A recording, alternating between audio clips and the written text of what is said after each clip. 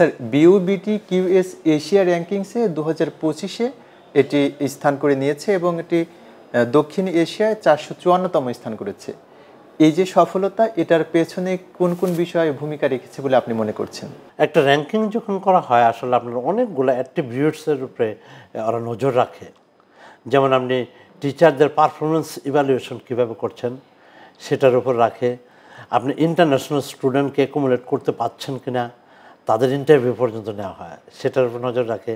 However আমরা এবার যে র্যাঙ্কিংয়ে স্থান করে নিয়েছি এটা আমাদের সফলতা হলো গবেষণার জন্য প্রতি বছর একটা বিশ্ববিদ্যালয়ের মিনিমাম পাবলিকেশন প্রয়োজন হবে আপনার 200+।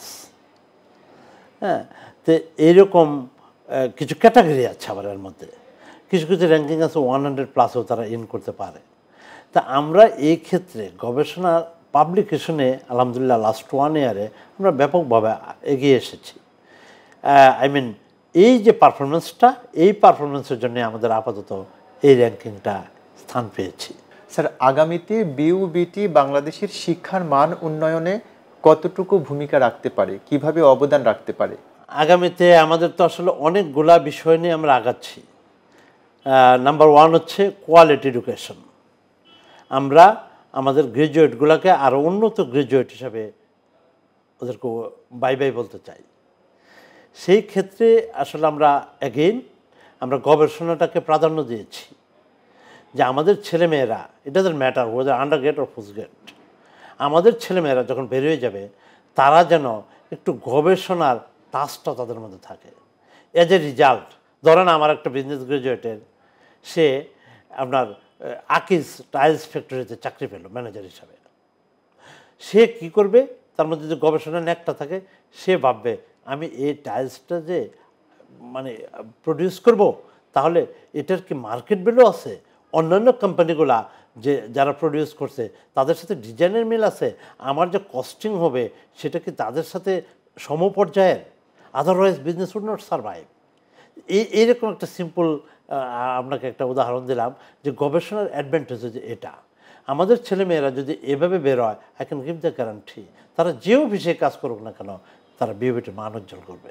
আমি মনে করি দেশের 10টা গতানুগতিক বিশ্ববিদ্যালয় যেভাবে যাচ্ছে আমরা তার নিচে না, আমরা সেই সমান্তরাল বা কোনো কোনো ক্ষেত্রে আমরা আরও ভালোভাবে এগোচ্ছি। একটা বিশ্ববিদ্যালয় মানে হচ্ছে যে সকল ডিসিপ্লিনের সমন্বয় থাকতে হবে। আমাদের বিশ্ববিদ্যালয়ে এখন মেডিকেল বাজার সব কিছুই আছে। আমরা আমাদের কোয়ালিটি গ্রাজুয়েট বের করছি এবং এরা জব মার্কেট ঢুকছে। আপনি যদি লক্ষ্য করুন স্ট্যাটিস্টিক্স, তাহলে আমাদের ছেলে মেয়েদের যে পার্সেন্টেজটা আপনার জব পাচ্ছে, ইটস কোয়াইট গুড নাম্বার। সেই তুলনায় আমি মনে করি যে আমাদের আশেপাশের 10টা বিশ্ববিদ্যালয়ের মতোই আমরা জাতীয়ভাবে অবদান রেখে যাচ্ছি। বেসরকারি বিশ্ববিদ্যালয়ে শিক্ষার মান উন্নয়নের ক্ষেত্রে কি কি অন্তরায় রয়েছে, কি কি বাধার কারণে বেসরকারি বিশ্ববিদ্যালয়গুলো শিক্ষার মান উন্নয়ন করতে পারছে না বা আরও মান উন্নয়ন করতে পারতো, সেই বাধাগুলো আসলে কি কি আপনার দিক থেকে যদি একটু বলেন? লাস্ট 1 ইয়ার্স আমরা যে শব্দটাকে ব্যাপকভাবে আলোচনা নিয়ে এসেছি, এটা আমাদের পার্সোনাল ফিলিংস থেকে নিয়ে এসেছি বা সমষ্টিগত ফিলিংস থেকে নিয়ে এসেছি। একটা ওয়ার্ড দিয়ে তাকে ব্যাখ্যা করা যায়, বৈষম্য।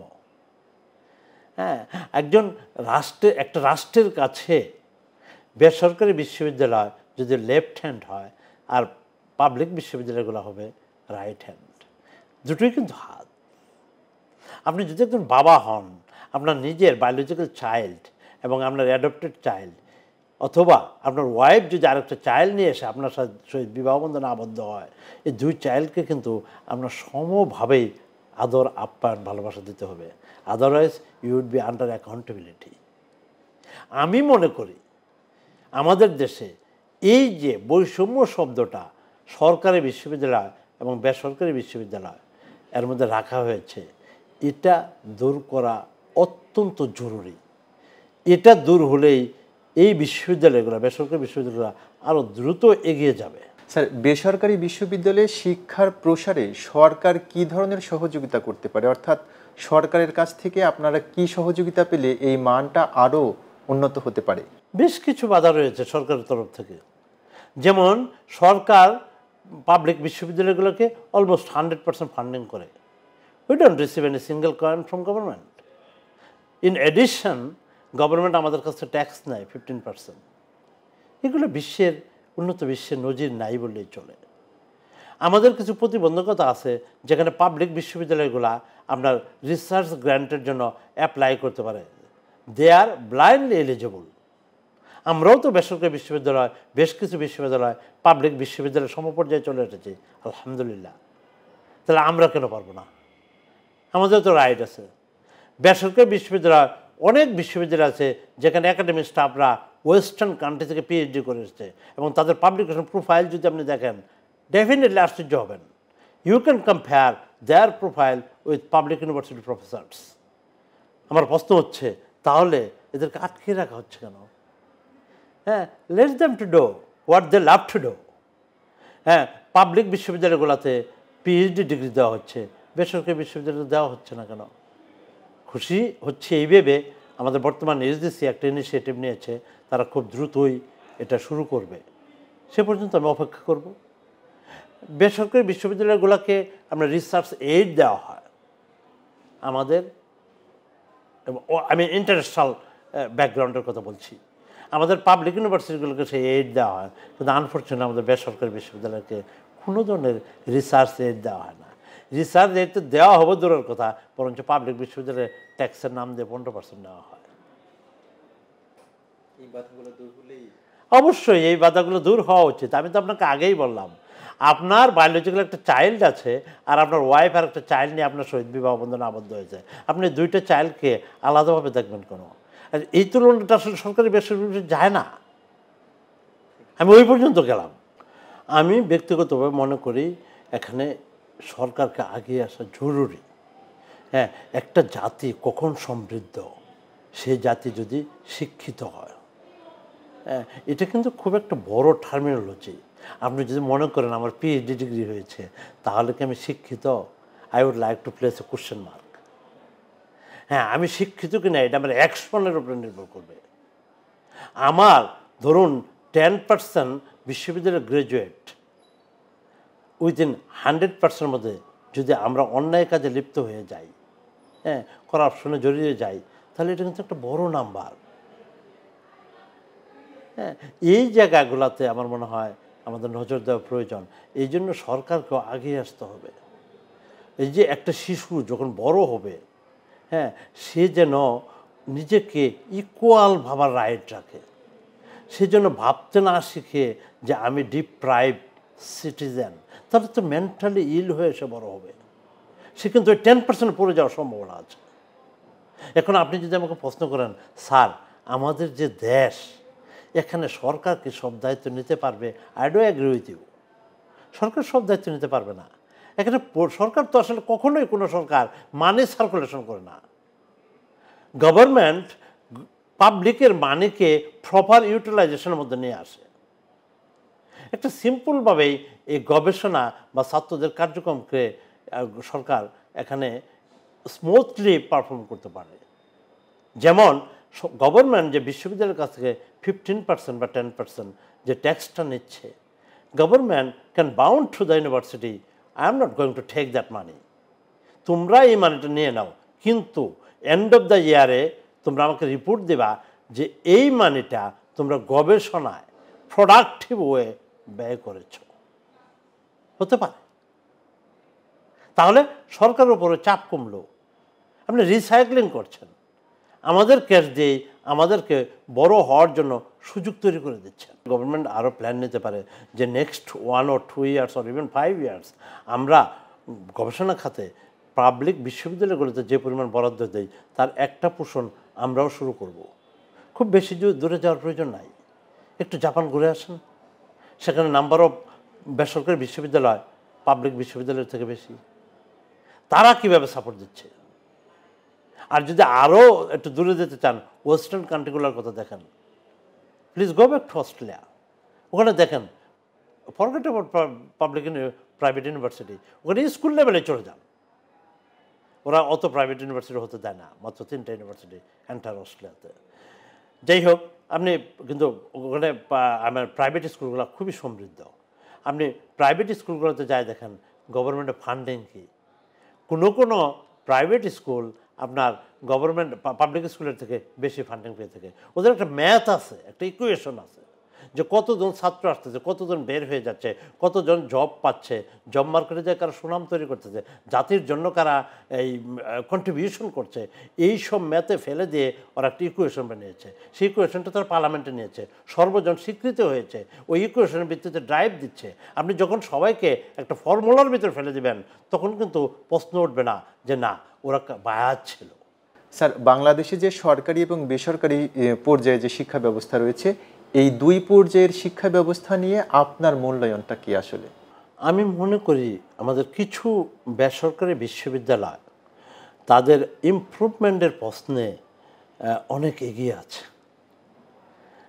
আপনি একটু যদি সোশ্যাল মিডিয়াতে করেন দেখবেন, আমি দেখছি দেশে ফেরার পরে বেসরকারি বিশ্ববিদ্যালয়গুলো সো মেনি অ্যাক্টিভিটিসের মাধ্যমে ইনভলভ, আর আমাদের পাবলিক বিশ্ববিদ্যালয়গুলো ইলেকশন, ছাত্র সংসদের নির্বাচন নিয়ে ওয়াইডলি ইনভলভ।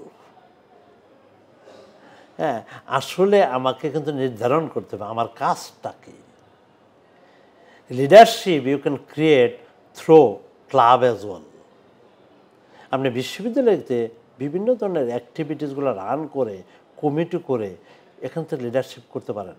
সেই সনাতন পদ্ধতিতে বিশ্ববিদ্যালয়ের আপনার ছাত্র সংসদের মাধ্যমে করতে হবে এমন কোনো কথা নেই, এখানে বদলানো প্রয়োজন।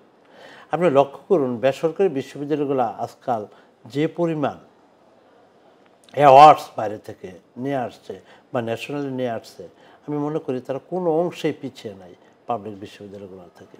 আমি জাস্ট 1 উইক ব্যাক ঢাকা বিশ্ববিদ্যালয়ের একটা ইভেন্ট থেকে আসলাম। হ্যাঁ, সেখানে দেখলাম if I am not wrong প্রায় 5-6টা অ্যাওয়ার্ডের ভিতর 1টা বা 2টা ঢাকা বিশ্ববিদ্যালয় পেয়েছে, আর মেজরিটি হচ্ছে আউটসাইড অফ ঢাকা ইউনিভার্সিটি। এবং তার মধ্যে আমার মনে পড়ে সিলেটের একটা বিশ্ববিদ্যালয়, সেটা বেসরকারি বিশ্ববিদ্যালয়গুলো আপার র্যাঙ্কিংয়ের মধ্যে পড়ে না, তারা জয়েন্টলি কাজ করেছে শাহজালাল বিশ্ববিদ্যালয়ের সাথে, তারা একটা অ্যাওয়ার্ড পেয়েছে। That was so wonderful. এই যে পার্টনারশিপ, উই নিড ইট। ওখানে দেখলাম একটা কলেজ থেকে ছেলেমেয়েরা উঠে আসছে এবং দে আর সো কনফিডেন্ট।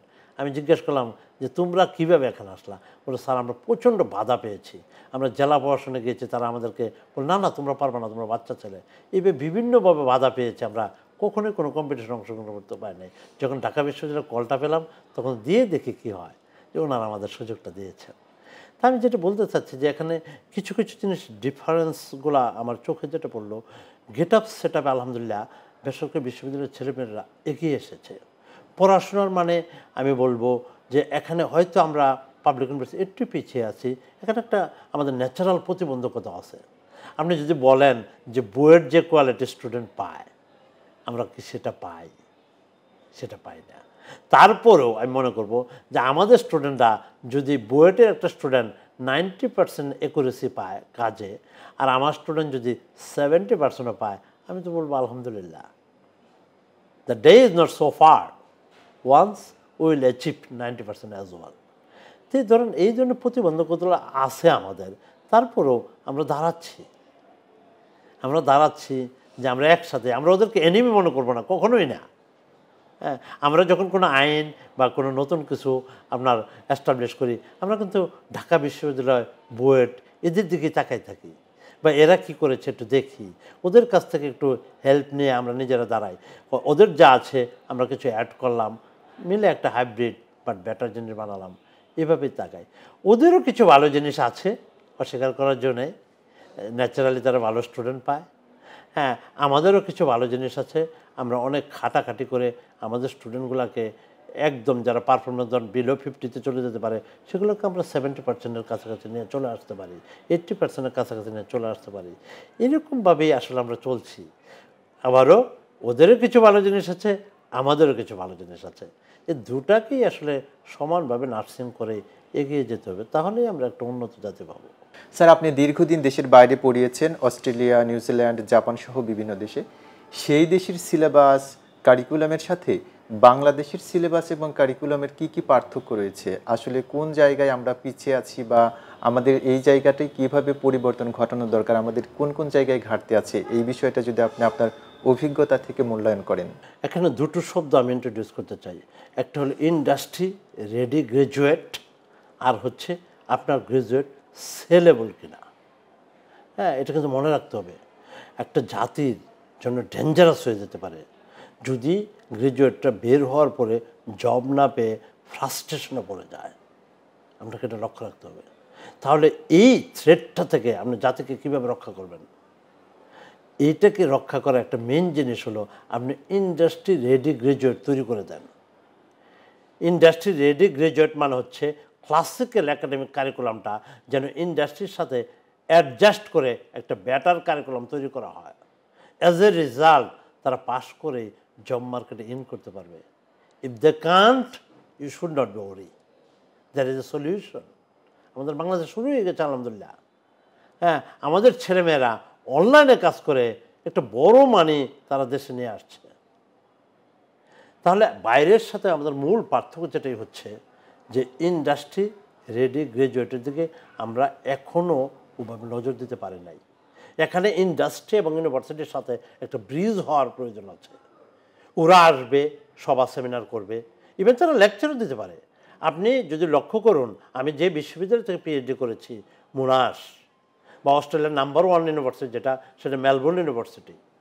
ওখানে ইন্ডাস্ট্রিতে যারা জিএম বা এক্সিকিউটিভ, তাদেরকে তো আমরা প্রফেসর হিসেবে নিয়োগ দিয়ে আনতে পারি না, তাদেরকে নিয়ে আসি অনারারি প্রফেসর হিসেবে।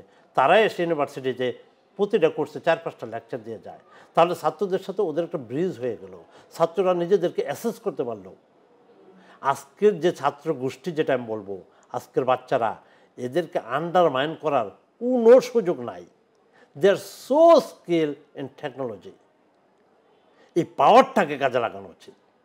তাহলে আপনি ইন্ডাস্ট্রির সাথে যদি ব্রিজটা তৈরি করে দিতে পারেন, ওরা নিজেরা সম্পর্কটা তৈরি করে নিতে পারবে।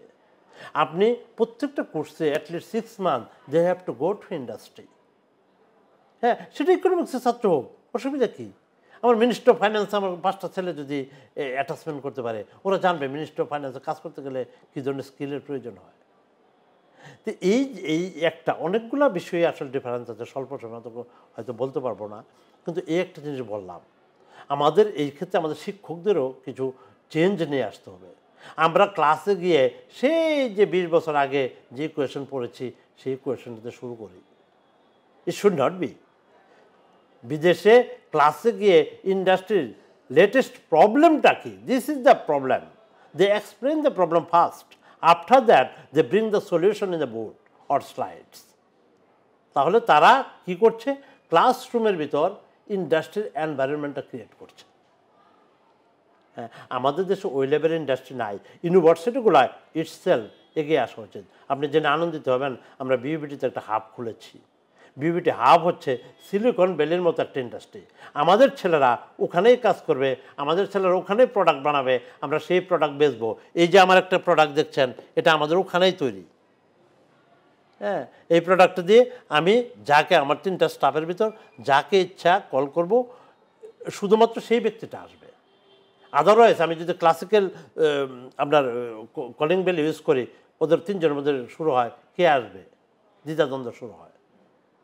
এটা কিন্তু আমরা তৈরি করছি, এই ডিভাইস নাই মার্কেটে, আমরা স্টাডি করে দেখেছি, মার্কেটে নাই। তাহলে আমরা এগুলা ইন্ডাস্ট্রি এনভায়রনমেন্টটা ইউনিভার্সিটির ভিতরেই আমরা তৈরি করছি, যাতে আমাদের ছেলেরা ইন্ডাস্ট্রির ফ্লেভারটা পায়। আমার মনে হয় এই একটা জিনিস প্রতি আমাদের জোর দেওয়া খুবই জরুরি হয়ে দাঁড়িয়েছে। আপনি যখন একটা নতুন কারিকুলাম চালু করবেন বা আপনি যখন একটা কারিকুলামকে রিভাইজ করবেন, আপনি কিন্তু একজন প্রফেসর নিয়ে আসতেছেন, কোত্থেকে, বুয়েট থেকে, অথবা ঢাকা বিশ্ববিদ্যালয়, রাজশাহী বিশ্ববিদ্যালয়, অথবা অন্য কোনো বিশ্ববিদ্যালয় থেকে নিয়ে আসতেছেন, নো হার্ম, অবশ্যই নিয়ে আসবেন। তারা তো আমাদের বিগ বাধা, তাদেরকে আমার শুনতে হবে, কিন্তু ভুল করবেন না। ওখানে সেকেন্ড যে পার্সনটা আপনি অ্যাড করবেন, he or she must be an industry experience person. তার মতামতকে আপনি গুরুত্ব দেন, শুনেন তারা কীভাবে আমাদের গ্রাজুয়েটকে কীভাবে চায়। হ্যাঁ, আপনি তো এটাও শুনতে পারেন, আমার গ্রাজুয়েট ইন্টারভিউতে যাওয়ার সময় টাই পরে যাবে নাকি টাই ছাড়া যাবে।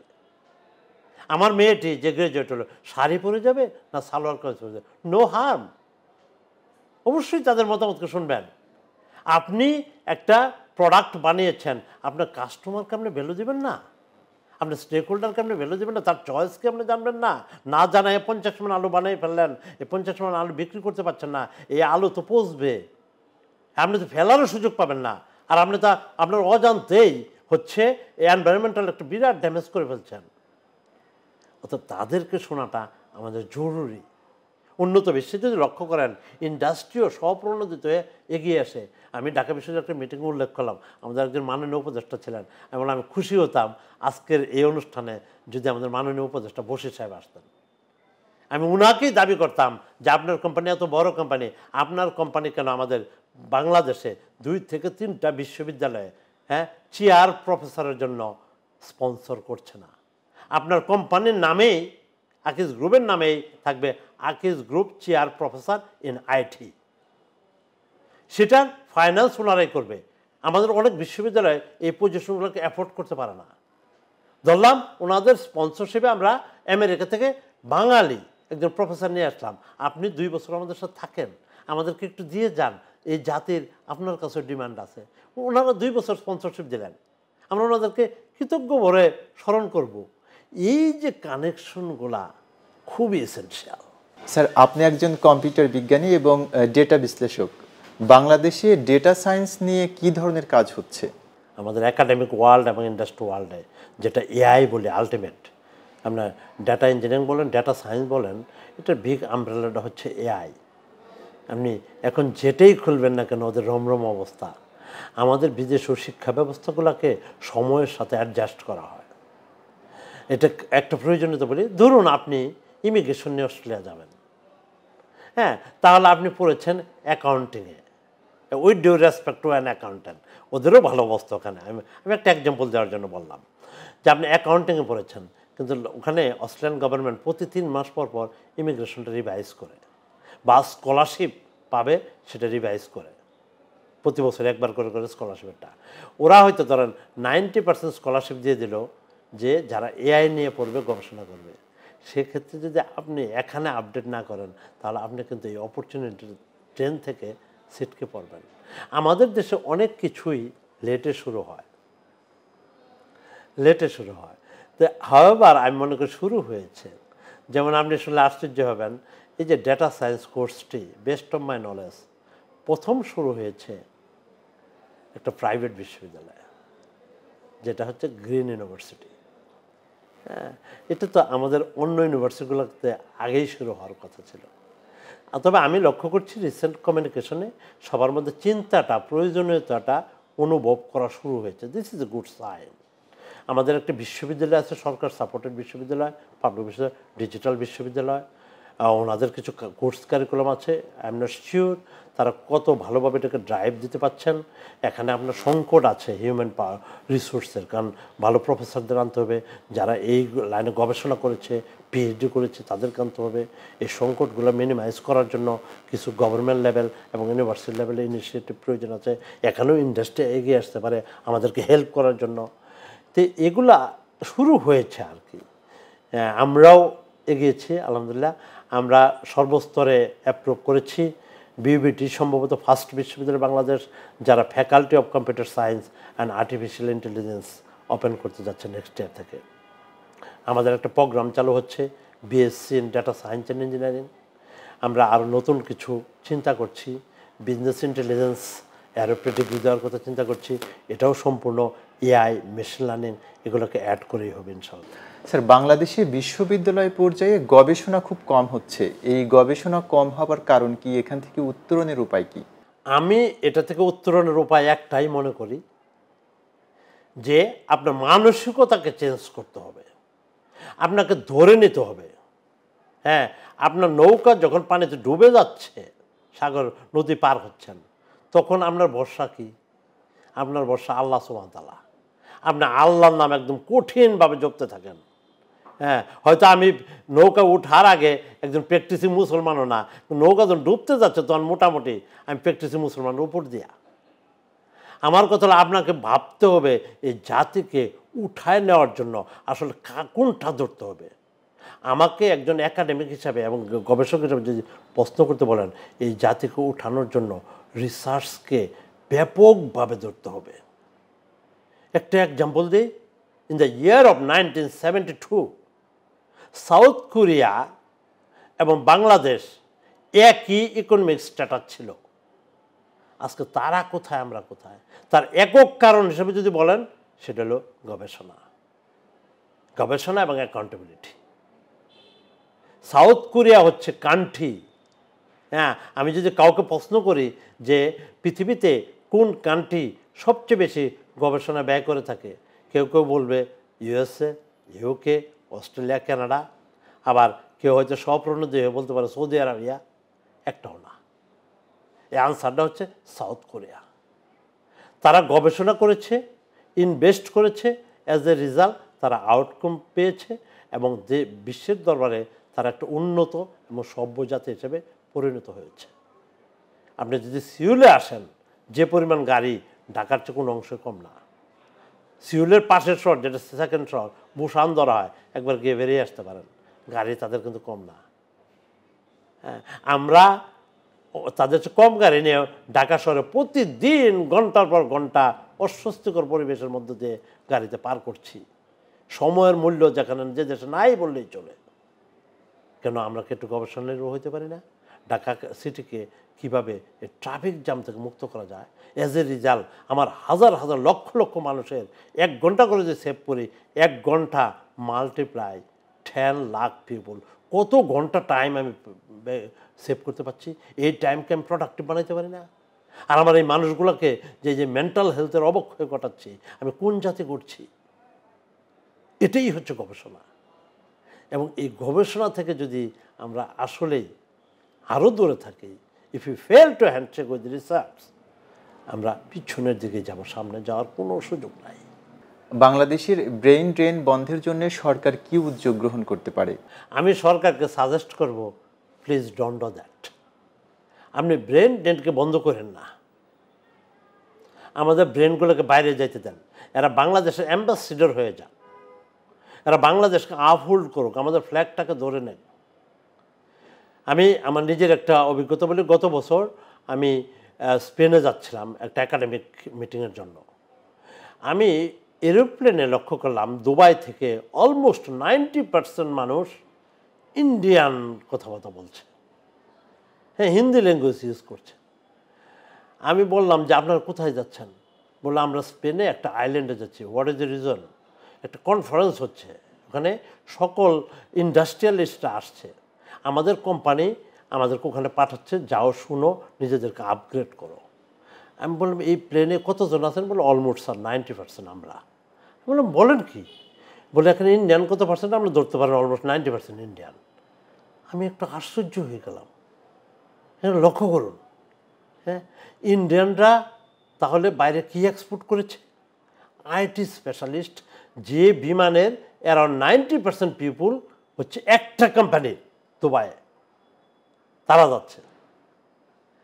তাদের যে রেভিনিউ, দুবাইয়ে তো আর সেটেল হওয়ার সুযোগ নাই, তারা তো ওই টাকা দিয়ে বাড়ি কিনতে পারবে না বা সেটেল হয়ে যেতে পারবে না। তারা কিন্তু ওই টাকাটা রেমিটেন্সটা বিদেশে থেকে তাদের দেশে পাঠাবে।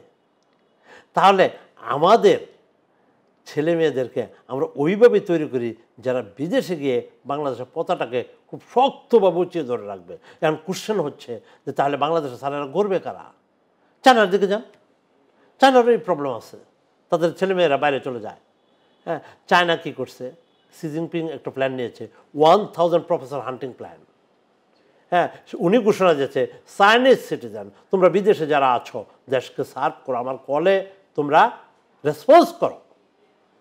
তোমরা ফর ইনস্টেন্স কানাডাতে আসো, তুমি যা বেতন পাও ডলার টু ডলার ম্যাচ করে তোমাকে 2 বছর জন্য নিয়ে আসছি, তুমি আমার ছেলে মেয়েদেরকে পড়াও।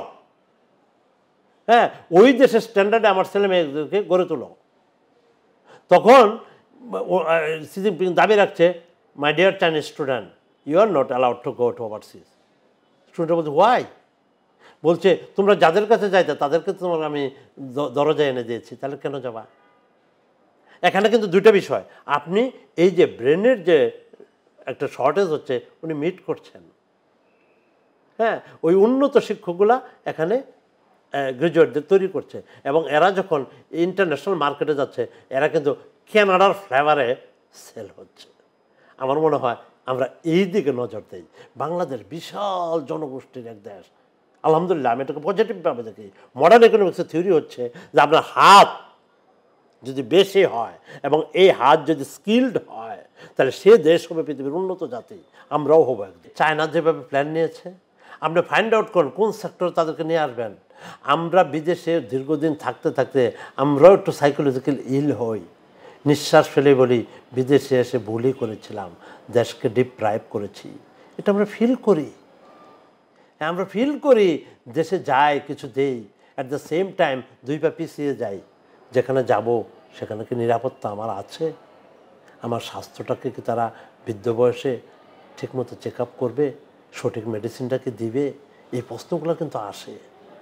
আমি জানি এগুলো ওভারনাইট রিমুভ করা সম্ভব না, হ্যাঁ, কি কারো পক্ষে সম্ভব না, কিন্তু কাজ করতে হবে। তাহলে যেটা হচ্ছে সারা পৃথিবীটা এখন ওয়ান ওয়ার্ল্ড হয়ে গেছে। আপনি লক্ষ্য করবেন সিঙ্গাপুর এয়ারলাইন্সের ওদের একটা গ্রুপ আছে যেটা বলে ওয়ান ওয়ার্ল্ড গ্রুপ। আসলে এই টেকনোলজির বদলতে সারা পৃথিবীটাই একটা ওয়ান ওয়ার্ল্ড হয়ে গেছে। জিওগ্রাফিক্যাল বাউন্ডারি বলতে ইন দ্য ফিউচার কিন্তু থাকবে না। আপনি এগুলোকে মুভমেন্ট করান। হামজাকে আমাদের থেকে লিড দিচ্ছে না। এক হামজার ঢাকা স্টেডিয়াম, হ্যাঁ আলহামদুলিল্লাহ এটা গুড সাইন, আমি পজিটিভভাবে নিচ্ছি, আই স্যালুট হিম। হ্যাঁ, তাহলে এইরকম হামজারাকে আমাদের বিদেশে নাই, কয়টা নেবেন? আমাদের ছেলেরা গুগলে কাজ করছে, আমাদের ছেলেরা মাইক্রোসফটে কাজ করছে, আমাদের ছেলেরা একজন সিভিল ইঞ্জিনিয়ার অস্ট্রেলিয়াতে একটা কাউন্সিল ইঞ্জিনিয়ার হিসেবে দাপড়ায় বেড়াচ্ছে আলহামদুলিল্লাহ। এদেরকে যদি আসলে লিঙ্কেজে ফেলে দিতে পারেন এরা কি দেশকে সার্ভ করবে না? I can give the guarantee. কয়জন নেবেন? I can provide.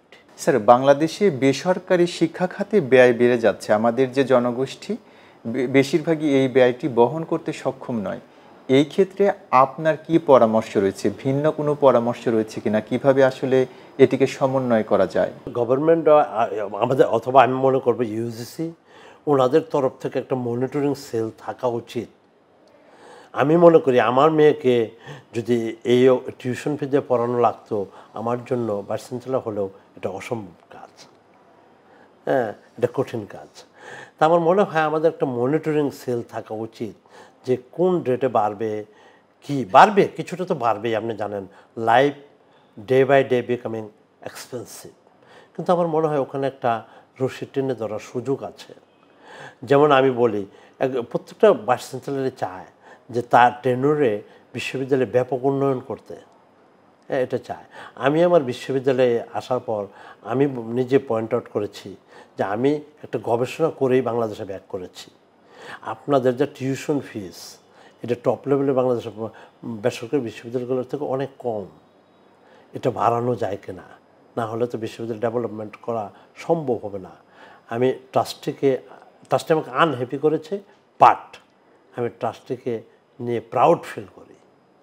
তারা বলেছে ভাইস চ্যান্সেলর মহোদয়, আমরা তো টাকার জন্য বিশ্ববিদ্যালয় করি নাই, আমরা বিশ্ববিদ্যালয় করেছি সার্ভিস প্রোভাইড করার জন্য, যেটা মিনিমাম না নিলেই নয় সেটা নিয়ে আমরা বিশ্ববিদ্যালয়কে রান করব।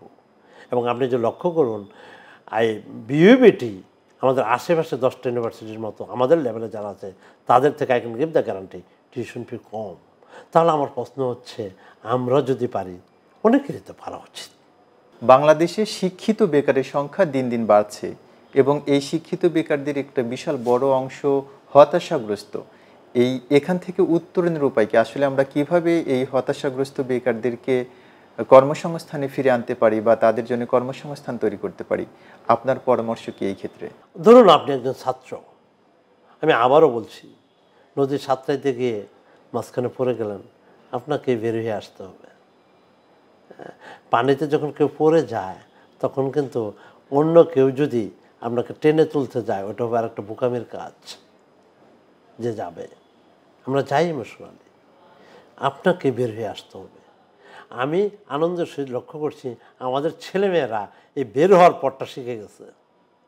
আমাদের ছেলেমেয়েরা একটা সিম্পল কম্পিউটার দিয়ে তারা যে ফরেন রেমিটেন্স দেশে নিয়ে আসতেছে, হ্যাঁ এই সুযোগটা তারা যে নিজে নিজে তৈরি করছে, আমি মনে করি এটাই পথ। আপনি যে আগে আমাকে একটা প্রশ্ন করলেন এআই নিয়ে, এআই এই সুযোগটা ব্যাপকভাবে করে দিয়েছে। আপনার হাতে যে যন্ত্রটি দরকার নিজে একজন ব্যবসায়ী হওয়ার জন্য, হ্যাঁ, মিনিমাম ইনভেস্টমেন্ট আর ম্যাক্সিমাম ইনভেস্টমেন্ট, সেটা হলো just one laptop. You already have it, just you need to know how to use it. After using, how you could collect lot of dollar for yourself also can. ভালো question. আমি ময়মনসিংহে যাওয়ার পথে দেখলাম সুন্দর একটা ICT building করা হয়েছে। আমি যে সময় ময়মনসিংহে পড়ালেখা করেছি ওই ধরনের বিল্ডিং ময়মনসিংহ ছিল কিনা আমার সন্দেহ। এত সুন্দর একটা বিল্ডিং করেছেন, এই বিল্ডিংটাকে ব্যবহার করবেন না? আমি যেভাবে বললাম যে বিদেশে ডাক দেন, বাঙালি যারা এস্টাবলিশড আছে তারা তাদেরকে সার্ভ করে যান। আইসিটি বিল্ডিং যেটা ময়মনসিংহ হয়েছে বা যশোরে হয়েছে, আমাদের রিজনাল জেলা প্রশাসন বা আদার পিপল, ইভেন মিনিস্ট্রি, তারাও ডাক দেয়। আমরা যে বসি, আলোচনা করি, পলিসি করে দিই, আমরা কমিটমেন্টে যাই যে ওয়ান্স এ উইক আমি আসবো, আমি 2 ঘন্টা ভলেন্টারি সার্ভিস দেব। হ্যাঁ, তো এইভাবে এই সেক্টরগুলোকে যদি আমরা আপনার অ্যাক্টিভ করতে পারি, আমার ধারণা এই প্রবলেমটা থাকবে না। আপনার বিকাশ শেরপুরের প্রত্যন্ত অঞ্চল থেকে ব্যবহার হচ্ছে না। আপনি যদি বিকাশকে ওখানে পৌঁছে দিতে পারেন, why not other technology, why not internet তো অলরেডি পৌঁছে গেছে। আমার জানা মতো বাংলাদেশে পাওয়ার নাই এসব এলাকা খুবই কম, এখন ইন্টারনেট নাই এসব এলাকা খুবই কম। আমাদের মতো আর্থসামাজিক অবস্থায় এই উন্নয়নটা যদি ঘটেছে, আর বাকিটা জাস্ট একটু সমন্বয়, জাস্ট মূলাটা ঝুলিয়ে দেন সামনে, যে মূলাটা টেস্ট এরকম হবে, ইফ ইউ ক্যান টেস্ট ইট। বাঙালি জাতি হচ্ছে একটা অসম্ভব পাওয়ারফুল জাতি। এদেরকে যদি খালি সঠিক জিনিসটা বোঝাই দেওয়া যায়। আমি একটা এক্সাম্পল দিই, এখনও গ্রামে আমরা শিক্ষকরা আমাদের নিজেদের মান একটু নামিয়ে ফেলেছি, আমরা নিজেরাই, আমি কাউকে ব্লেম করছি না, কিন্তু আমি মনে করি এখনও প্রত্যন্ত গ্রামে গিয়ে ঢাকা বিশ্ববিদ্যালয়ের একজন শিক্ষক যদি বলে this is the way we have to move and this is the only way we could survive, প্রত্যন্ত এলাকার প্রত্যেকটা মানুষ একদম ফেরস্তা বললে যেভাবে বিশ্বাস করবে সেভাবে বিশ্বাস করবে। একটু কাজ, একটু নেটওয়ার্কিং, এর জন্য কি প্রচণ্ড ব্যয় না, জাস্ট একটু উদ্যোগের অভাব। স্যার, দীর্ঘদিন ধরে এই প্রতিষ্ঠানটি বিউবিটি শিক্ষাক্ষেত্রে গুরুত্বপূর্ণ অবদান রেখে চলছেন। আপনার প্রতিষ্ঠান অন্যান্য প্রতিষ্ঠান থেকে আলাদা কেন? কি কারণে এটিকে অন্যভাবে আপনি মূল্যায়ন করবেন? এটার বিশেষত্ব আসলে কি, যে কারণে এটি অনন্য একটি বিশ্ববিদ্যালয়? আমি ফার্স্ট যেটা মনে করি, আমার একটা ইয়াং টিচিং টিম আছে, হ্যাঁ, যারা আসলে বিশ্ববিদ্যালয়কে ভালোবাসে এবং বিশ্ববিদ্যালয়ে কাজ করে। 20 বছরের একটা বিশ্ববিদ্যালয়, এটা খুব লম্বা সময় নয়। এই 20 বছরের একটা বিশ্ববিদ্যালয়, আপনি যদি গত বছর অর্জন দেখেন, আলহামদুলিল্লাহ আমাদের খুব ভালো ভালো অর্জন আছে। আমরা গবেষণার জন্য যে জিনিসগুলো বলা হয় আন্তর্জাতিক মানে কনফারেন্স, সেখান থেকে আমরা বেস্ট পেপার অ্যাওয়ার্ড পেয়ে এসেছি। বিশ্বের বিভিন্ন নামি দামি জার্নালগুলোতে আমরা পাবলিশ করছি, হ্যাঁ, সে জায়গায় আমরা আছি। আমাদের ছেলেমেয়েরা অলমোস্ট, আপনি একটা খোঁজ নিলে দেখতে পারবেন, বাংলাদেশে যেগুলো রিনাউন্ড কোম্পানিজ সেখানে কাজ করছে। আপনি একটু হাইকোর্ট সুপ্রিম কোর্টে দয়া করে যান, যা একটু লক্ষ্য করুন যে বিউবিটি লয়াররা এখানে কীভাবে কাজ করছে, আপনি শুনতে পারবেন। আমাদের আইটির ছেলেমেয়েরা কীভাবে কাজ করছে, আমাদের অ্যালামনাই যারা শিক্ষকতা করেছে, আপনি যদি যান বাংলাদেশ গভর্নমেন্টের, আমি জানি এখানে নাম মেনশন না করি, হ্যাঁ, 2-1 জনকে দেখবেন, ওরা বাংলাদেশ টপ ক্লাস ইনস্টিটিউটের সাথে তাল মিলে উপরের লেভেলে চলে গেছে, আমি এইটুকু বললাম। তাহলে এটাও কিন্তু আমাদের একটা অর্জন। আমাদের অর্জন হলো যে শিক্ষা কিন্তু অনেক কিছু মিলে হচ্ছে শিক্ষা ব্যবস্থা। আপনি মনে করেন না যে কম্পিউটার সায়েন্সের ছেলেকে জাস্ট সি প্রোগ্রামিং শিখিয়ে একদম টপ লেভেল একটা প্রোগ্রামার বানাই দিলেন, আর তার আচার ব্যবহার হবে অত্যন্ত রুক্ষ, সে তো কাজই করতে পারবে না 2 মাস কোনো অর্গানাইজেশনে। তাহলে শিক্ষা হচ্ছে একটা মৌলিক বিষয়। এখানে অনেক কিছু ফিলোসফি, ধর্ম, তর্ক বিতর্ক এগুলো থাকবে। এগুলোর মধ্য দিয়ে সে গড়ে ওঠে একটা কমপ্লিট হিউম্যান হবে। এবং এগুলো গড়ার জন্য যেমন স্পোর্টসকেও আপনি বাদ দিতে পারবেন না। মেন্টাল হেলথকে ভালো রাখার ফার্স্ট কন্ডিশন আমি মনে করি স্পোর্টস। হ্যাঁ, আপনার ব্রেনটা অ্যাক্টিভ থাকবে, সুস্থ চিন্তা, ভালো চিন্তা করার জন্য আপনি সুযোগ পাবেন। তারপরে you have to connect your community, I mean ছাত্রদেরকে আমাদের কমিউনিটির কাছে। একটা নার্স কখন বুঝবে যে একটা মার প্রসব বেদনা কত? সে যখন ডিউটি করবে, তাই নয় কি? তাহলে জাতির যখন প্রয়োজন হয়, সমাজের যখন প্রয়োজন হয়, আপনার ছাত্রদেরকে তার কাছে নিয়ে যান। আপনি জেনে আনন্দিত হবেন যে আমাদের বিশ্ববিদ্যালয়ে সোশ্যাল ওয়েলফেয়ার নামে একটা ক্লাব আছে।